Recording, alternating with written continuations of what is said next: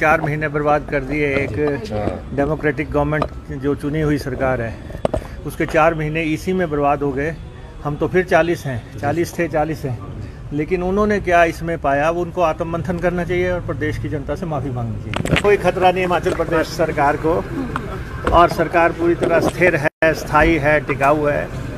और विपक्ष से हमारा आग्रह है कि वो कंस्ट्रक्टिव ऑपोजिशन करें, रचनात्मक विपक्ष करें, जो प्रदेश हित के इश्यूज हैं उनको उठाएं और साजिश षड्यंत्र छोड़ दें।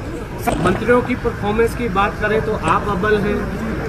आपने जो संसदीय क्षेत्र की आज जो हाल की जो समीक्षा चल रही है, क्या कारण आप मानते हैं?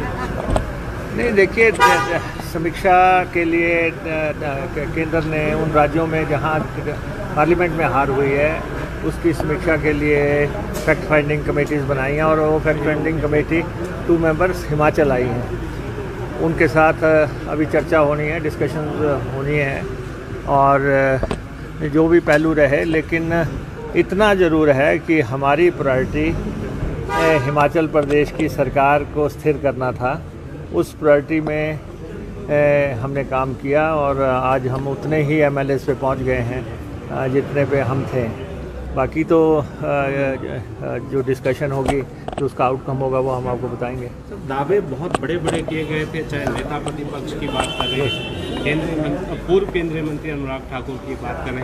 अब ये जो मैंडेट आया, फिर आप 40 पर पहुंचे, क्या संदेश है ये सर, और भाजपा को क्या कहेंगे? नहीं, अब आप देखें कि अभी तीन सीटों पे इलेक्शन हुआ है।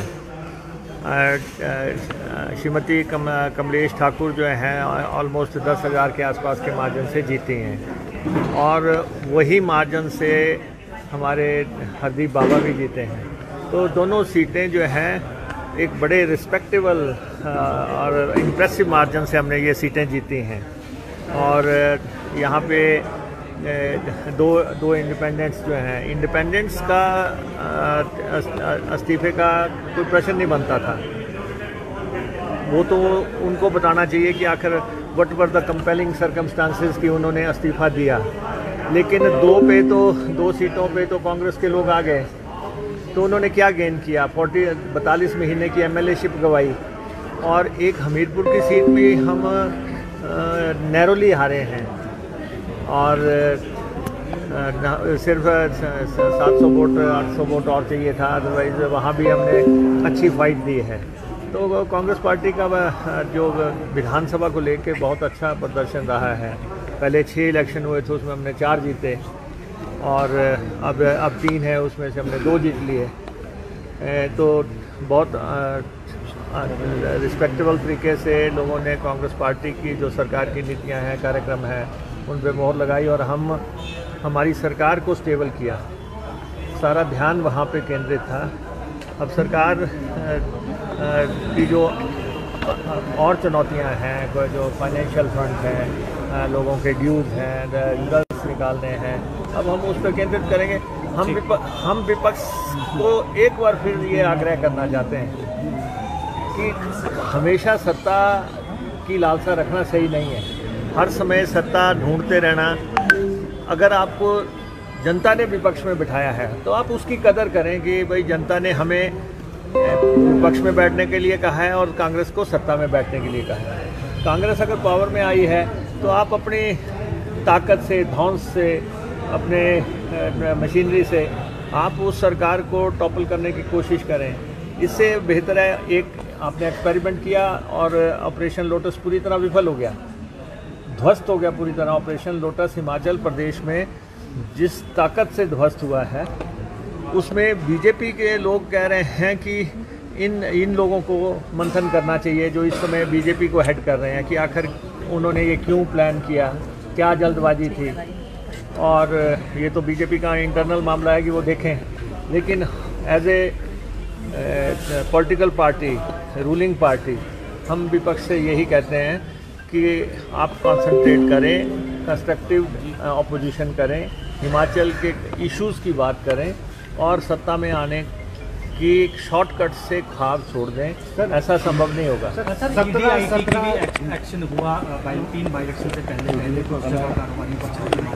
इसको आप नहीं, ठीक है, इलेक्शन से पहले वो आए थे, कुछ दबाव बनाने की कोशिश हुई होगी, लेकिन रिजल्ट्स तो प्रभावित नहीं हुए हैं। हमारे हक में दो सीटें हमने जीती हैं। बाकी तो जो चुनौतियां आएंगी उनको फेस करेंगे एज ए गवर्नमेंट। लेकिन बीजेपी ये सोचे कि अब पहले 40 से उन्होंने तोड़ फोड़ की, अब क्या करेंगे? हम तो फिर उतने ही हैं। हम तो इस पूरे एपिसोड में आप देखें कि 6 लोगों की एमएलए-शिप चली गई। वो लोग किसके बहकावे में आए, क्या साजिश थी, क्या षड्यंत्र थे, उन्होंने क्या खोया, क्या पाया, तो ये तो उनको मंथन करना है। हमें तो नहीं, देखो वो नेता प्रतिपक्ष हैं और विधानसभा का मसला है, एमएलए को वहाँ से पिन डाउन करना और वहाँ से निकाल के अपने साथ जोड़ना, तो बहुत बड़ी जिम्मेवारी जो है जयराम जी पे जाती है कि उन्होंने 6 एमएलए के एमएलए-शिप गवा दी। उन्होंने प्रदेश में 4 महीने अस्थिरता का माहौल किया। उन्होंने जो है साजिश षड्यंत्र रची और वो जो है सरकार बनाना चाहते थे, सरकार नहीं बनी और उनका सारा ऑपरेशन ऑन द मूव गिर गया। ऑपरेशन लोटस विफल हो गया और प्रदेश में 40 की सरकार है। अब मुझे लगता है कि भाजपा को संयम रखना चाहिए और संयम रखते हुए एज ए ऑपोजिशन, एक रचनात्मक ऑपोजिशन करते हुए ऑपोजिशन की भूमिका निभाएं विधानसभा के भीतर और बाहर।